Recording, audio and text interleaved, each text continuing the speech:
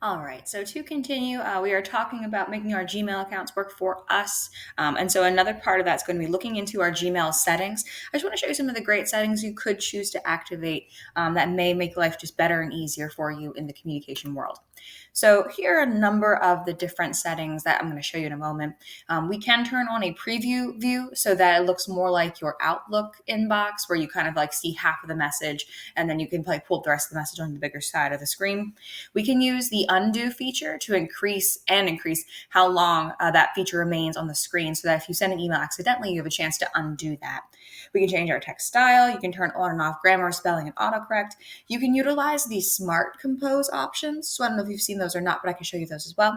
We can add signatures and vacation, quote unquote, automatic replies. And then we can turn on personnel level indicators at a quick glance. So I'll jump back and forth between this screen to show you some of these things and my Gmail account. So here I am on my Gmail account. A couple of things you might want to do. Firstly, this arrow here will give us a chance to look into our vertical split or horizontal split. So if I want to do my vertical split, this is when my emails then look more like what you might be used to looking at on Outlook. So you can enable that if that's something that's of interest to you, just to give you an idea. The next thing being the undo feature. So the rest of our features are going to be in this gear icon. So if you click up here and you want to go to see all settings, that's going to be the easiest way to kind of see the gamut of what you could kind of adjust for yourself. So to be able to kind of look into doing the undo option, if you would scroll down, you're going to see your undo send, and you're going to see the cancellation period of blank seconds. So you can set this up to 30 seconds if you want to set, a certain amount of time after you send an email that you could hit the undo button and pull that back in. That's just like a good option for you to consider. Another one there to be able to change your text style. So if we scroll down, we see the grammar, spelling, and autocorrect that are turned on. Here's your text style. You can change this if you want to have like just kind of a different set email. So if you're going through the process of like changing, I don't know, color coordinating or whatever you might be changing, you can set it up so it automatically does that. And hopefully grammar, spelling, and autocorrect are already on for you. The Smart Compose piece, I think these are pretty great. I'm using these a lot. So this would be like an example.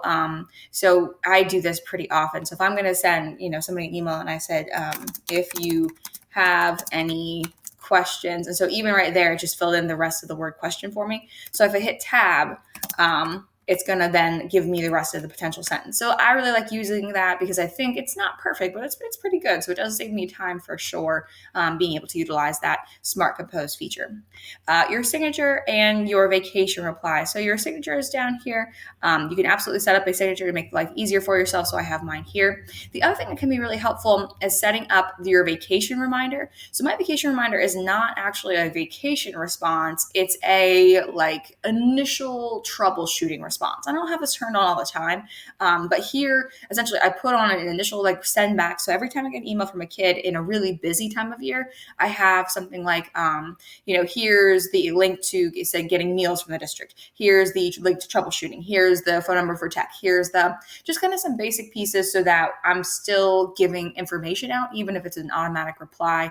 That can be helpful to not every person who contacts me, but a number of them. So having that just for your own kids, if they're sending you a lot of emails, having certain things in place like putting your school phone number if you want them to give you a call instead of sending you an email, or putting in some basic like help guides for your Google Classroom or your assignments or your curriculum or whatever you're working on.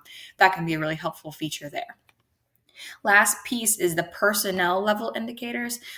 So that is up here. So this is interesting. So it says show it. So it starts with no. So you can have this turned off, or it should be probably turned off. But you could have it show the indicators where it would have a little arrow by messages that are sent to just like directly to your address. So instead of it being like in a mailing list or in a bulk email, if somebody types in your email address, it'll have this little arrow showing it's like really kind of talking to you. And then a double arrow by ones that are only sent to you. So just kind of another way to very simply do a quick glance and see who is sending just you an email, or who is sending like you in an email, but they've typed your name in to specifically get it to you for that reason. So there are a bunch of other settings here. If you haven't been able to dive in and look at some of these, there are plenty more that could be really helpful to you. But I think a number of these settings are places where I would start for sure when it comes to making your Gmail work for you and considering those Gmail settings.